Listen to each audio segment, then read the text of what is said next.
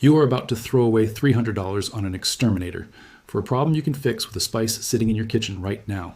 Mice are chewing through your cabinets tonight, and most people have no idea there's a $1 fix sitting in their spice rack. I'm talking about cayenne pepper. Not a trap, not poison. Great. Not a guy in a van charging you hundreds of dollars. Just one spice you probably already own. Stick around, because by the end of this video, you'll know exactly how to use it. And the mistake most people make that makes it useless. Stay until the end, because the last tip will shock you. Let's talk about what it's actually like having mice in your kitchen. You hear scratching at 2 a.m. You open a cabinet, and there's droppings on your favorite mug. You throw away a whole bag of flour because you're not sure if something got into it. That gut drop feeling? That's real. And it doesn't stop at gross. Mice chew through wiring. They contaminate food. They multiply fast. A few mice can become dozens in months. So people panic. They call an exterminator. A single visit can run you $150 to $300. A full pest control contract? Some companies charge $500 to $1,000 a year for ongoing protection. You pay that, and 3 weeks later, you're still hearing scratching in the wall. Or you buy snap traps and glue traps. You set them up. You check them every morning, hoping, dreading. And sometimes it works. And a lot of the time, the mice just learn to avoid them. They're smarter than we give them credit for, and nobody wants to deal with poison bait when there are kids or pets in the house. So you're stuck, spending money, losing sleep, feeling like your own kitchen isn't really yours anymore. That's the problem. And it's a bigger deal than people admit, because nobody wants to say, I have a mouse problem out loud. Here's the thing most people don't know. Mice don't navigate the world the way we do. Their sense of smell is incredibly sensitive. It's basically their main tool for finding food and staying safe.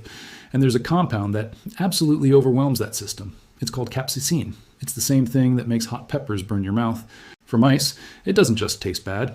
It irritates their nose and mouth badly enough that they avoid it completely. Wildlife researchers and agricultural groups have used capsaicin-based repellents for years to keep rodents and other animals away from crops, wiring, and stored grain. This isn't some brand new discovery. It's been documented for decades. What's changed is that most people never think to apply it at home, because pest control companies aren't exactly rushing to tell you their $300 service can be replaced by a spice that costs about $1. That's not a conspiracy. It's just not good for business.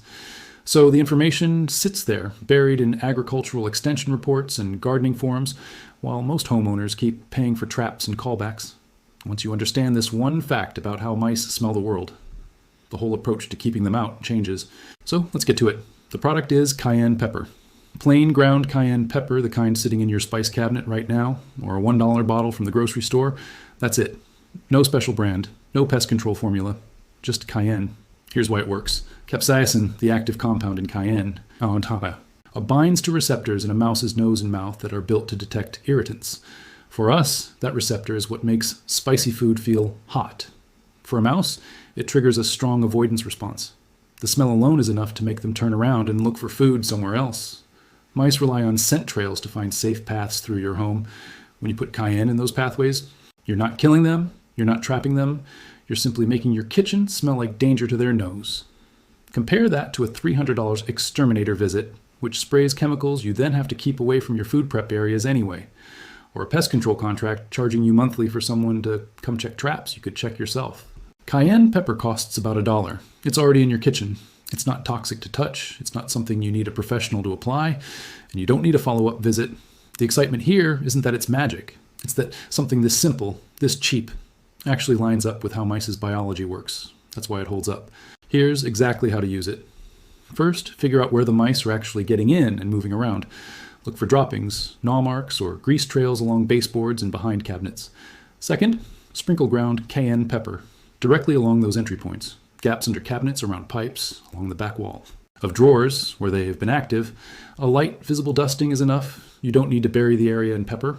Third, focus heavily on any gaps where wires or pipes enter the wall, since those are common highways for mice. Fourth, for cabinets, where you store food, put a small dish or sachet of cayenne pepper at the back corners, rather than sprinkling it directly on shelves, so it doesn't get into your food by accident.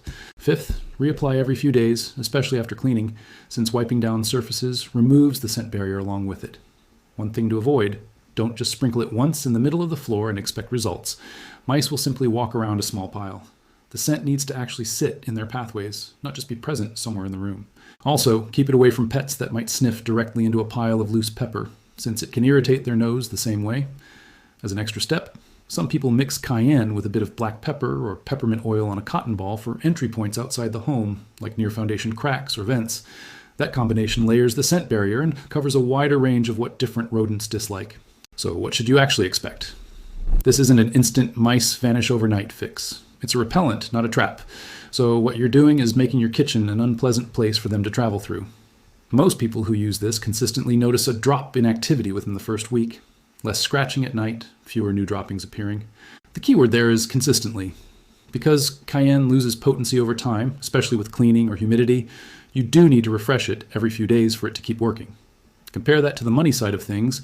Reapplying $1's worth of pepper every week is still a fraction of what a single exterminator visit costs, let alone a yearly contract. People who combine this with basic prevention, sealing obvious entry points, keeping food in airtight containers, tend to see the best long-term results because you're removing both the smell trail and the food incentive at the same time. It's not a guarantee against every infestation. A serious, established mouse problem might still need traps or a professional, but for keeping mice out of a kitchen or stopping a small problem from becoming a big one, it's a genuinely useful, low-cost first step that a lot of people simply never try because it sounds too simple to work.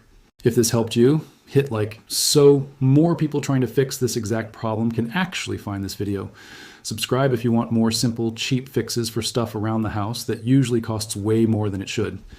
Next video, I'm covering the pantry trick that keeps ants out for months using something you're probably about to throw away. And here's one last tip. If you've got a serious infestation already, don't skip the entry point sealing. Steel wool stuffed into gaps works because mice can't chew through it the way they chew through plastic or foam. Combine that with the cayenne, and you're not just repelling them, you're locking the door behind them. You don't need to spend hundreds of dollars to take your kitchen back. Sometimes the fix really was in your spice rack the whole time.